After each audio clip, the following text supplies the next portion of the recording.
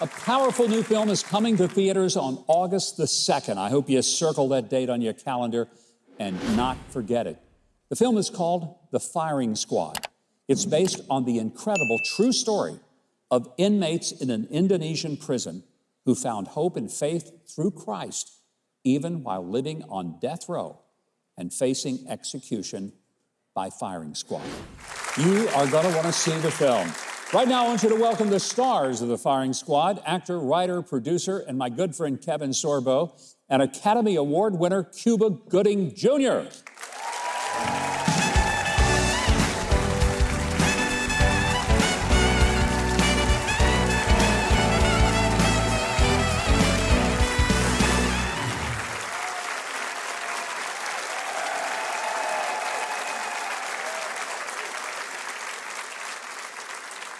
Let me just begin by saying, I've never had a welcome quite like that when I come out, but there were two of you, so that's why. That's why it was like that. So happy to have both of you Good to be here. Yeah. You know, two of the great actors in our film world today, and that the two of you are in the same film, and it's a faith-based film. If people don't go out and see and support this movie, shame on them. Yeah. Shame Right? on you. Yes. So let's get into it. Yes, sir. Yes, you should applaud. Yes, you should. The last place one would think that there would be faith bubbling up is in an Indonesian prison. Right. So this is an unlikely place where God finds people and ends up finding a whole lot of people through those that he found. That's right. So walk us through a little bit of the plot. Cuba, I'll start with you. Just tell us, when we see this film, what's going to be the most surprising thing about it?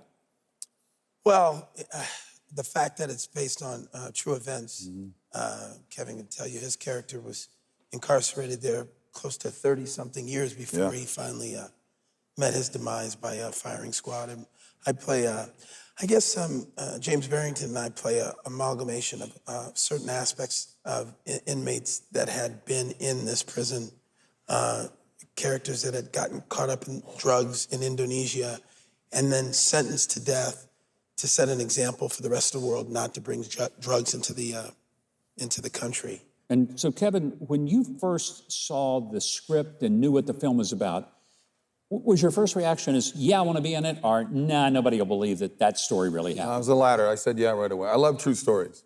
I do too, yeah. It's Tim Chater he's directed this. I've known him for a long time. We kept talking about trying to work together. They've worked together before. He did a movie, it was Freedom. Freedom. Yeah. And when I read for the character, my character's an American that was down there in his late 20s. He was surfing. He got in a fight with a local, and he killed him.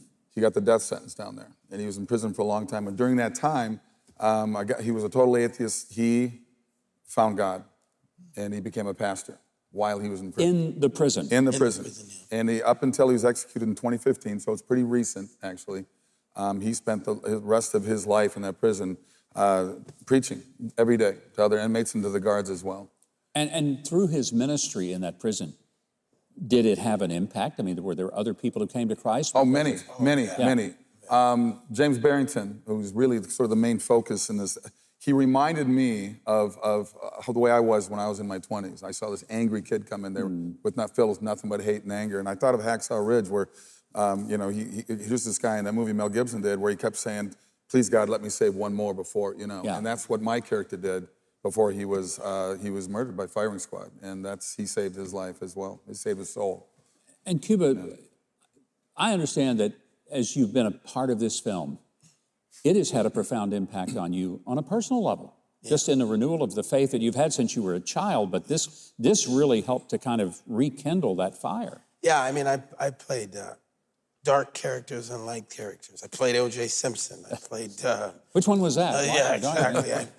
Nicky Barnes in American Gangster, but I've also had the honor and privilege to play men like Ben Carson in Gifted Hands, Master Chief Carl Bashir in Men of Honor, Dory Miller in Pearl Harbor, the wonderful story of the Tuskegee Airmen in Red Tails and the aforementioned Tuskegee Airmen movie.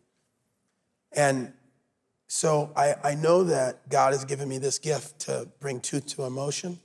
And here it was finally another long-awaited opportunity to use my gift to have truth to emotion to a movie that is faith-based that actually services him. So it was one of those moments when I read the script and I said, I'm at a time in my life to let the world know that this is who I am, and this is my foundation, my spiritual foundation. Beautiful. Beautiful. Kevin, you had mentioned your character actually ends up getting executed by the firing squad. A lot of people probably would say, well, that's a real downer of a movie when one of the main heroes of the film ends up still getting killed. He came to Christ, you'd think, okay, he's going to get off. But he didn't. Why you tell the end of the movie? Well, it's called firing. Well, he already said he was going to. He already said his character got killed off. So there we go. Well, you kind of brought it up. I mean, that even in a dark place like that, you're on the death row for a murder that you committed. Even in a place like an Indonesian prison, God is there. And I think right now, more than anything, in our hate-filled, divisive, crazy world that we're living in right now, I think people are looking for hope. When I see faith-based films that are well done in production value, I mean, they're as good as anything else Hollywood is putting out, and they have, world-renowned actors, and both of you are, Oscar-winning, incredible film career for both of you. What is so important that we need to remind an audience why they need to go buy tickets and support these kind of films? Because if they don't, what happens? Well, I'll answer that quickly. I mean, the theater owners don't care what they show. Yeah. They want to sell popcorn and soda, so they'll keep anything in there. But when we're fighting against Hollywood's big $300 million movies with a $100 million advertising budget, we don't have that kind of budget to throw a trailer on every soap opera, sitcom, and sporting event. So we need opening weekend, word of mouth. I mean, God's Not Dead is a perfect example of a $2 million movie that made $140 million. And thank you all for watching God's Not Dead. So we need that support. We need people to show up and support these movies because they'll keep it going. And it really comes down to the strong word of mouth. That's right. I'm a film buff. I love movies. I don't really watch, I know this will be a shock to most people, but I don't watch a lot of just TV, sitting around watching TV. I just don't.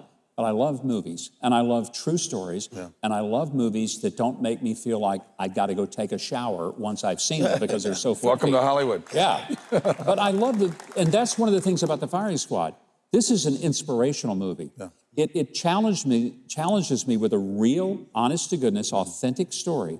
But Cuba, one of the things about this, even in spite of what are some pretty tough moments, the message of this film is not one of despair. That's right. It is a message of hope and optimism.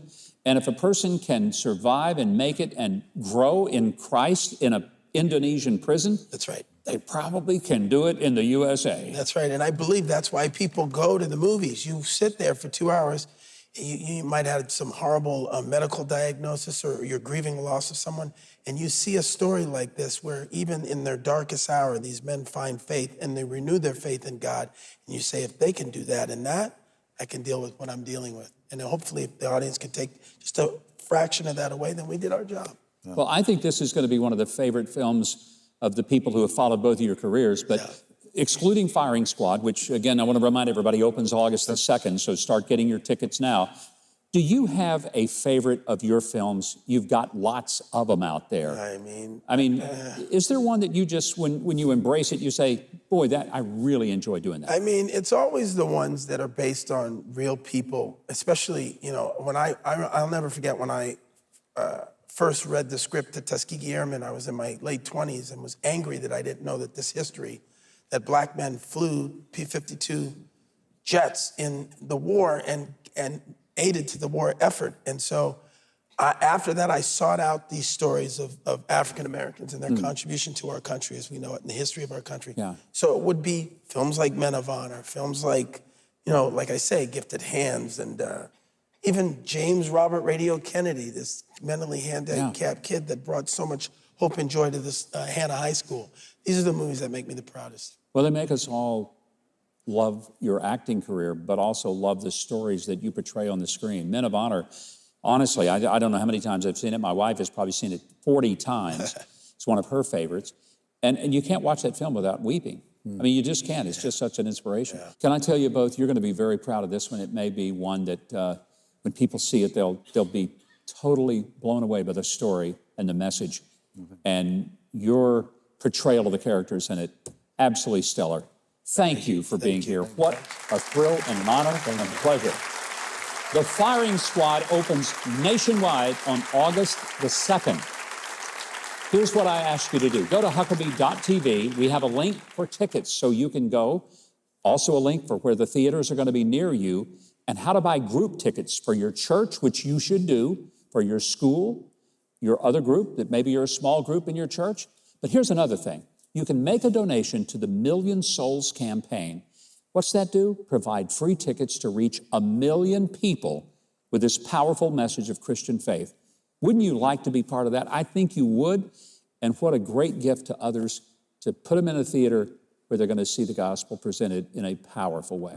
If you enjoyed this video, I hope you'll consider clicking the subscribe button below and the notification bell next to it so you don't miss any of our future videos when they go up online.